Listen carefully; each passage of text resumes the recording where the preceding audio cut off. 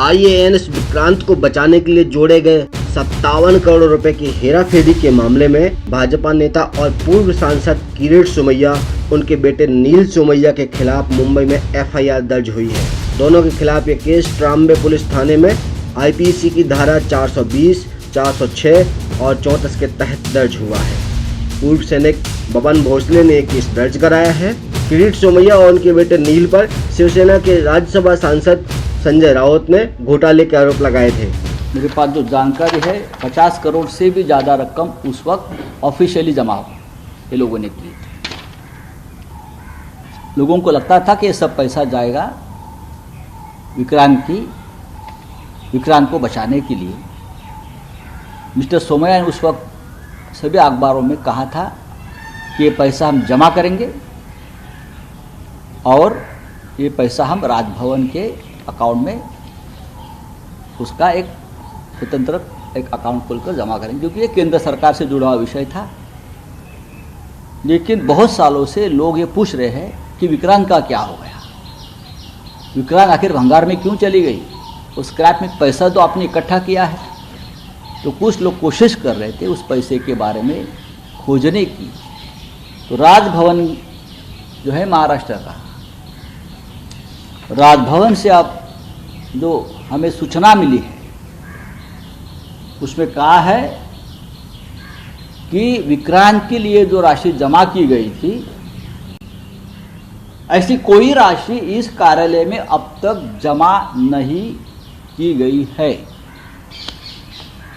अगर ये राजभवन जो अभी आपके कब्जे में है, बीजेपी का एक हेडक्वार्टर बन गया है महाराष्ट्र का, वहाँ के अवर सचिव जी का ये लेटर है।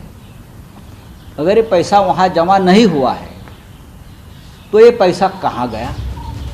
इधर शिवसेना नेता संजय राउत के परिवार पर भी ईडी का शिकंजा बढ़ता जा रहा है। ईडी ने शिवसेना नेता संजय राउत के परिवार की करोड़ों की संपत्ति जब्त की है। इसके बाद संजय राउत ने सीधे केंद्र पर हमला बोला है। प्रॉपर्टी का मतलब क्या होता है? संपत्ति। संपत्ति का मतलब आप समझ लीजिए, क्या मैं विजय मल्ल्या हूँ, क्या मेहुल चोकसी हूँ, या नीरव मोदी हूँ, या अंबानी अदानी हूँ। जिस घर में मैं रहता हूँ छोटा सा घर है, जहाँ मेरा नेटिव प्लेस अलीबाग, वहाँ 1 एकड़ भी ज़मीन नहीं है। और वो सभी हम हमारे मेहनत की कमाई से लिया हुआ उस वक्त 2009 का है। अब ये जो केंद्रीय जांच एजेंसी को लगता है ये कोई मनी लॉन्ड्रिंग है। कौन सा मनी लॉन्ड्रिंग भाई, किसके साथ हमारा नाम जोड़ो। लेकिन ये राजकीय बदले की भावना से अगर हो रहा है तो जाने। तो मैंने इस बारे में राज्यसभा चेयरमैन को पहले ही इंटीमेट किया था कि महाराष्ट्र की सरकार जो है वो गिराने के लिए मेरे पे दबाव आ रहा है, नहीं तो आपको केंद्रीय जांच एजेंसी का सामना करना पड़ेगा। ये इसी घर में आकर लोग बोल कर गए। उसके बाद एक्शन शुरू हो गई है। हम डरने वाले से नहीं है। चाहे हमारा जो आप बोलते हैं प्रॉपर्टी वो जब्त करो, या चाहे हमें गोली मारो, या चाहे हमें जेल भेज दीजिए। संजय राउत बाला साहब ठाकरे का चेला है, शिवसैनिक है, वो लड़ता रहेगा और आपकी पोल खोलता रहेगा।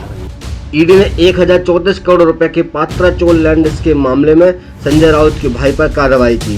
मंगलवार को प्रवीण राउत की 9 करोड़ रुपए की प्रॉपर्टी सीज कर दी गई। इतना ही नहीं, संजय राउत की पत्नी वर्षा की भी 2 करोड़ रुपए की संपत्ति जब्त कर ली गई। इसके बाद से संजय राउत भाजपा के लिए मुश्किलें खड़ी कर रहे हैं।